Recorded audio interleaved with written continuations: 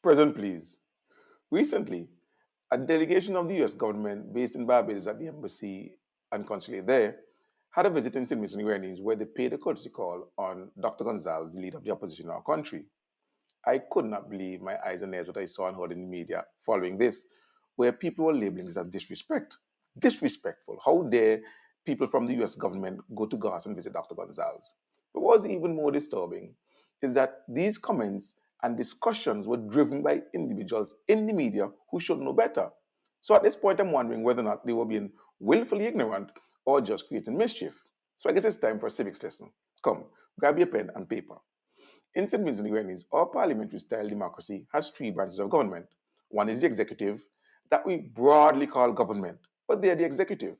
And then there's the legislature, which consists of the executive, the majority party in the parliament, and the opposition. Yes, the opposition is a part of our government. The third branch, of course, is the judiciary, but we're not talking about that. So when a delegation visits, they are completely within their place to visit the opposition, which is a part of the legislative branch of our government. They do not need the permission of the executive so to do. Nobody has to go and ask Freddie and the NDP whether or not they could visit the opposition leader. Of course not. Just to remind you that in times past, when the ULP was in government, organizations would send delegations, for example, the IMF, the World Bank, like when they have in their country report. And part of the visit would be to have meetings with the opposition. That's normal. It's also normal, for example, when the NDP was in opposition, that the diplomats would attend their party conventions. That's normal. They are a legitimate part of the government of St. Vincent and the Grenadines. And so it's no different. Dr. Gonzalez, as leader of the opposition, has a legitimate right to meet with anybody from any government because he's a part of our country's government.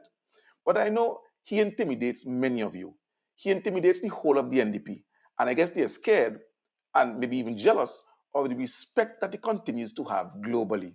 After all, the man has run the country for 25 years, something that I'm sure the NDP would never be able to match.